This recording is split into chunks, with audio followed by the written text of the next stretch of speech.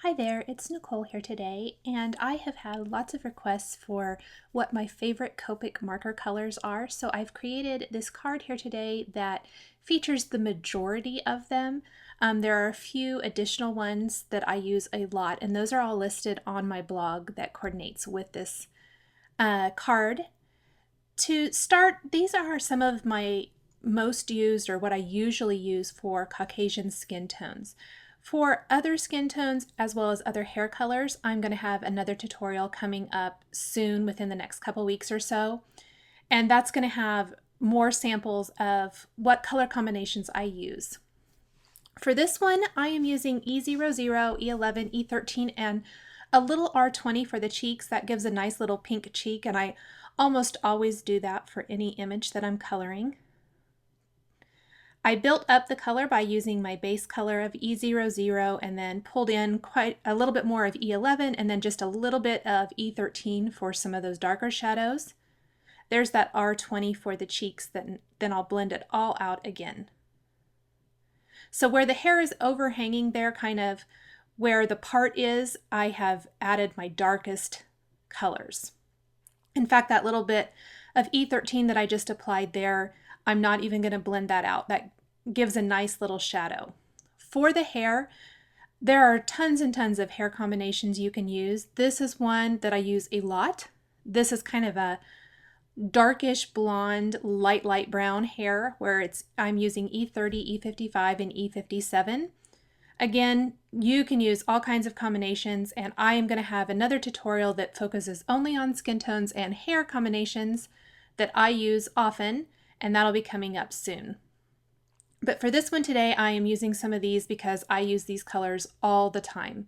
In fact, any of the colors that I am sharing here today are marker colors that I most likely have refills for because I use these colors so often. There are so many Copic markers, and you definitely don't need them all. I stick to what I know. I am by no means an expert. I use what I like and kind of go from there. It is a lot of practice. I didn't start off coloring near like this. I mean, I still have a lot to learn, I think. I just really enjoy the whole process, and I think that helps a lot when you're coloring, is to enjoy what you're doing and to keep working at it. These are some of my favorite aqua colors. I love these. These are blue, green, 10, 11, 13, and then 49 for the very darkest shadowing I'm going to add there. I added my darkest colors down the center of the coat and then where the arms are next to the body. And I kind of thought at first I might do the pockets a different color, and then I decided I didn't want to. So I went ahead and colored those in, adding some of that dark BG49 at the top of the pockets to really add a little shadow, and it was a little dark, so I kind of went back over it, blending and blending, adding some more detail now to those pockets to finish them up. Next, I'm going to talk about some primary colors. These are the color combinations that I use a lot in red, yellow, green, and blue. All primary colors, not necessarily always used for an umbrella. This was just a great image to showcase a lot of different color combinations. R24, 46, and 39 is my favorite red combination. I use this all the time. For yellow, Y11, Y08, and then I like a little YR23 to warm it up a little bit. If you don't like it quite so warm, I would suggest going with something else, but I like that little touch of red in the yellow to warm up the yellow, and then I go ahead and blend all of that out.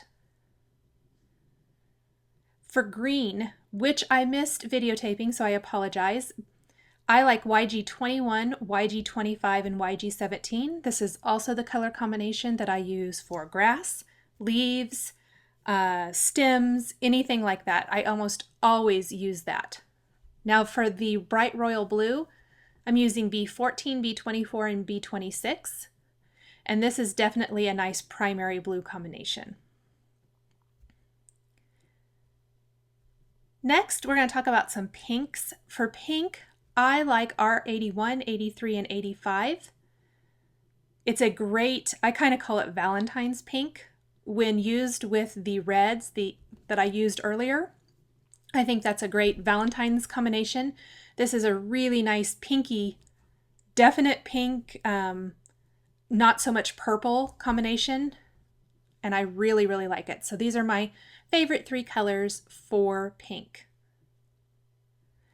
Greens, like I was discussing earlier where I missed coloring the umbrella, I'm using the same colors minus the YG21. I didn't want that light color for this particular, for these little images.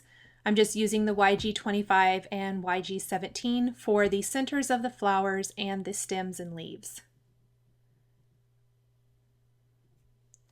Red violets. I am not a huge purple person.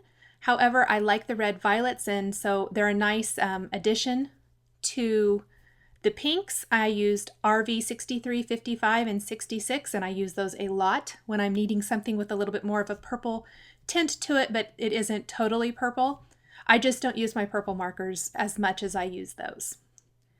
When I'm coloring something like clothing or shadows, for shadows I'll use some cool grays in the very light colors like 0, 0, and 1, maybe even 2 or 3. For clothing, like here where I'm trying to build up to black, I like the higher end of the cool gray spectrum. For the boots here, I used C4, 6, and 8. Because you don't want to use black exactly to build up black, I like the cool gray markers in the higher, from about C5, C6, and up. Then I added a little bit of pink there to the buckles on the boots. Warm grays are what I use for fur, and I use the whole spectrum of warm grays. I love the warm grays. They are my favorite grays to use. If you watched any of my videos before, you probably know I mentioned they have a warmer feel, like a more earthy brown undertone, I think. And that is why I particularly like those for fur. For the bunny here, I'm going to use the lower end of the spectrum for the warm grays with warm gray 5 and under. I'm using 0, 0, 1, 3, and 5, maybe a little 4 thrown in there, I can't remember. I just build it up a little bit. So I wanted him to be much lighter, and so my darkest is the W5 with maybe a little W6 there for some of the dots. My browns for fur are really similar to the browns I used for hair. With the exception is I don't generally start as light as I do for the hair. So the E30 is only going to be used for the muzzle on the bear and the stomach. For my base color for the rest of the bear, I'm using E55. I love E55. I use it for everything. I love it for anything that needs brown there. And I got out of the lines a little bit. A little tip for that is if you take your colorless blender, you can push that ink kind of back inside the line. So if you get outside the line, you can always try that to work that ink back inside. I'm going to build up my brown color with E57. That heart on the chest is R24 and R46, couple of my favorite reds. And then the insides of the ear and the paws have some R20. Now I am coloring over that a little bit with the E55 or E30, but that is okay. I don't want it so bright pink that it looks pink. I kind of just like the pink undertone. I'm using a little E59 here. There is another brown that I use a lot of times if I'm coloring an animal that needs a dark nose. I like E49. So those are kind of a few of my favorite brown colors for brown fur. And any combination of those for as dark or as light as you want to go. And again, there are lots and lots of brown colors, so you can kind of work with that and choose what you like personally. These are just some of my most often used ones. If I don't want to have to work out a new color combination, I grab for these all the time. They're just a staple for coloring with brown markers. Next, I'm going to color in the stem of the umbrella with a little cool gray. Again, this is another example like the boots where I'm going to be using some of the cool grays instead of warm. You could definitely use warm if you wanted to. It's just a personal preference.